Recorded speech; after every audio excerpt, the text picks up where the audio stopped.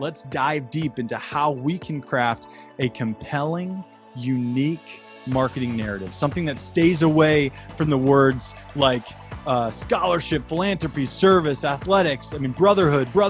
Honestly, when I was interested in joining a fraternity, people kept saying the word philanthropy, and they were like, "Go Greek!" And I'm like, I don't know what any of this means, but I'm smiling and I'm here. I'm at the barbecue. Your marketing messaging communicates an expectation that's so much more than just the words that you use.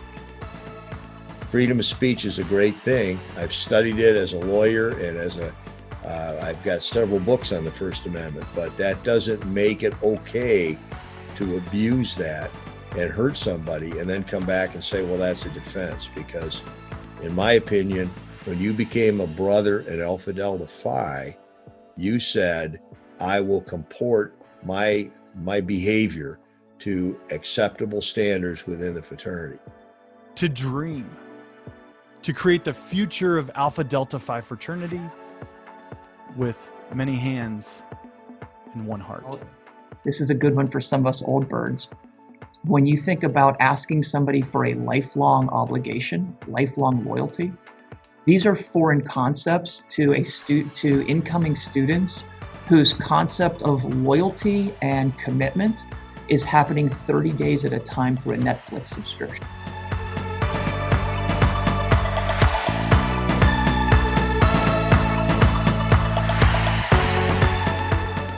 Because I love you. I waited for you after Chem Lab. You were walking with Mark. Because I love you. You shouldn't be hanging out with that dude. You should know how dumb that makes me look. I don't care if she's your lab partner. Why do you have texts from him? Because I love you. This number? Delete. Because I love you.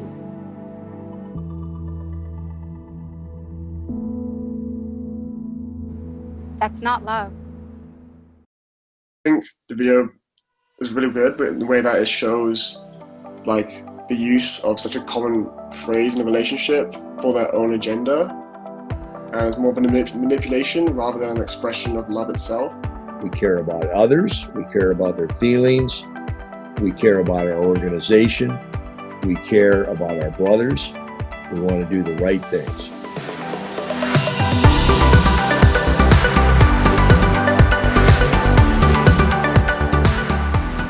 Gen Z is different.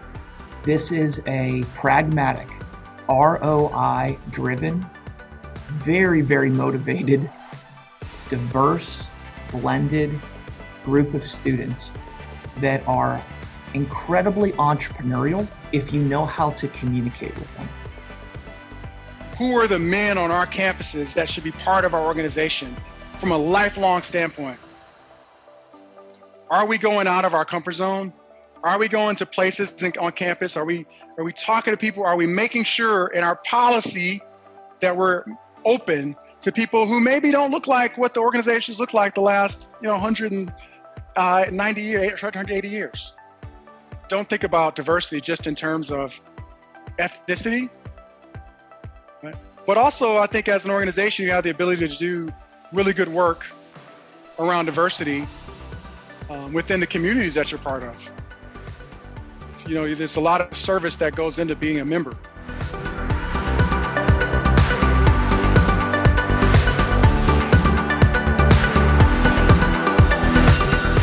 I really appreciate the privilege, and it always is, to work with Alpha Delta Phi, and especially to work with you as our chapter leaders. I know how difficult a job it is that you have.